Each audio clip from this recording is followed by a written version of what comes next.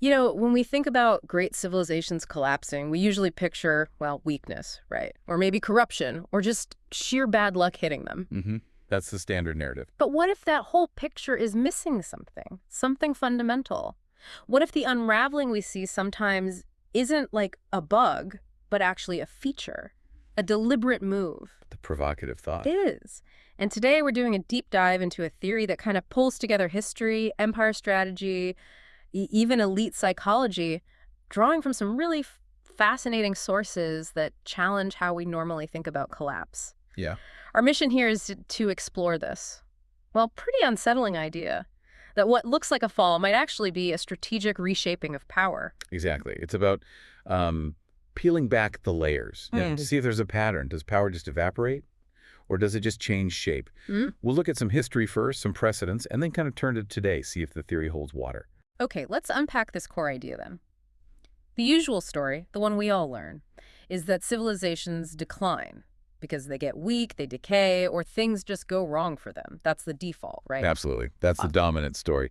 But our sources suggest something quite different, that collapse can be, well, deliberate, almost like a snake shedding its skin. Shedding its skin. Wow. Yeah, it's framed as a strategy.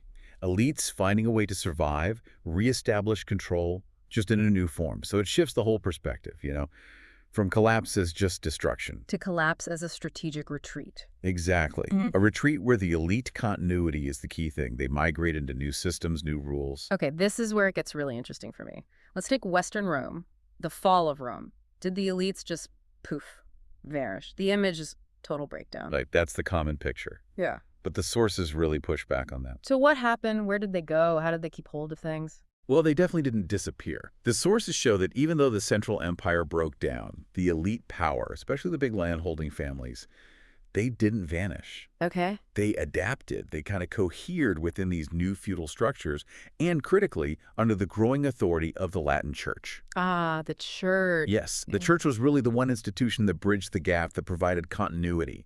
And this allowed elite landowning to carry on. But within this new, the sources call it a sacral political order. Sacral political, meaning? Meaning religious authority. Yeah. The church got deeply tangled up with political power. It basically legitimized the feudal lords, their control over land, over people, after the empire itself fragmented. So the face of power changed completely, but the networks, they just adapted to a new setup. That's a huge shift in thinking. Okay, let's jump forward, way forward. The British Empire. We talk about its formal end, the sun setting and all that. A big historical moment. But London's power, did it really shrink? Or did it just transform into something else, something less obvious maybe? According to the sources, it didn't shrink so much as it migrated. It went offshore. Offshore? How? Well, the British basically pivoted. They moved from running this massive, costly empire administration to becoming a central financial power. And they did this by engineering and basically hosting the Eurodollar system, the offshore system. Right, the Eurodollar market. Exactly. This let them control global capital flows without needing the colonies, without the expense. There's a specific detail the sources mention. Late 1950s decisions by the Bank of England. Oh, yeah. They started treating certain foreign currency deals between non-residents as happening, well, nowhere, basically, for regulation purposes. That sounds convenient. It was. It essentially birthed the euro market. Mm-hmm. And that supercharged London as this hub for global dollar finance. It became, a discrete empire. An empire balance sheets, not flags. Wow. Okay, so Rome, Britain, totally different times, different contexts, but you're seeing this underlying pattern. What's the core principle here that the sources are pointing to? It feels like it's not just that elites survived chaos, but maybe they actively shaped it, used it. Is that the idea? You really hit on it there. That's the critical distinction. The idea isn't just adapting. It's about strategic retreat being more like active repositioning. Repositioning. Yeah. If the old system, the old world order, is becoming unsustainable, the theory suggests you dismantle it yourself before your rivals do, or before it just collapses messily and then you rebuild. But with new rules you control. So it's not just destruction. Not pure destruction, no. The sources call it an operating system swap. You go from this obvious top-down hierarchy. Like an empire. Right, to a networked power structure. Yeah. Which is cheaper to run, it's more deniable, it's more resilient. And the key, chaos isn't the enemy here. Chaos is the cover. It's the smoke screen for making these big transformations happen without everyone noticing. Strategic retreat as an OS upgrade. That phrase really sticks with you. It completely flips the script on how we think about decline. It does. So, okay, if we take that framework, that lens, what about today? Are we seeing things now that look like this pre-transition turbulence the sources talk about? Are there signals that point towards maybe a deliberate reset, not just things drifting apart? Well, the sources definitely highlight converging pressures that, could fit that pattern, things many people are talking about. Like what? De-dollarization efforts. We're seeing a real acceleration there. The dollar's still dominant, obviously, but there are clear structural moves, especially by China, to reduce reliance on it. That impacts reserves, trade, banking. Okay, what else? Then there's alliance overstretch, multipolarity. The whole security landscape is shifting, getting more complex. Traditional Western alliances feel strained. Non-state actors are gaining influence. Right. And also mass migration and internal polarization. Strategic forecasts have predicted these huge cross-regional movements for a while, plus the political fragmentation within countries. It really challenges cohesion. So, lots of pressure points. Exactly. Now, it's really important to stress this. These dynamics don't prove there's some intentional controlled demolition happening. Right, no conspiracy theory here. No, but they absolutely create the conditions where elite networks could strategically pivot.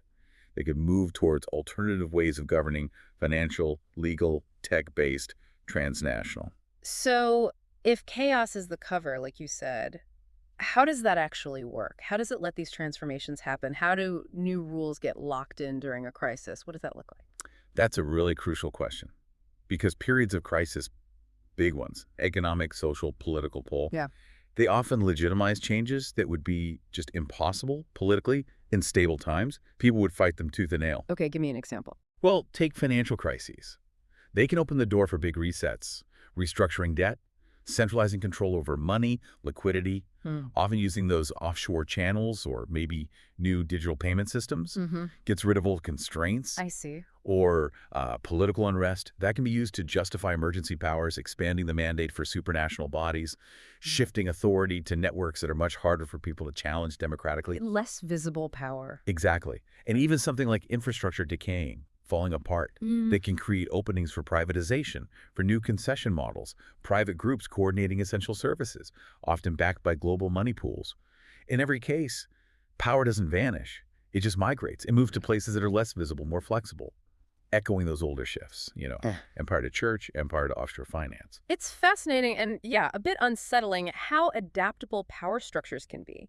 So if we follow this theory, this logic, what could the new operating system actually look like? What are some possibilities for what might come next if this reset idea holds true? The sources sketch out a few potential scenarios, none guaranteed, of course. Right. Possibilities. One is maybe a global technocratic governance model, increasingly run by AI, by big finance, by supranational groups, and the justification, managing systemic risk in a super complex world. Okay. Technocracy, what else? Another possibility is fragmentation first, maybe into regional blocks.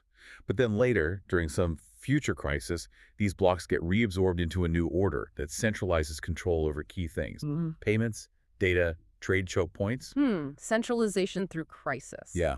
And a third one, maybe a religious or civilizational revival, something that provides a unifying force, gives cohesion, legitimizes new hierarchies when material things are maybe more constrained. We saw that kind of thing in earlier transitions, too. Interesting. Like I said, none of these are predetermined, but they all fit that historical pattern of elites adapting when they're under serious pressure. This whole concept, managed collapse, it implies such a long view, thinking decades ahead.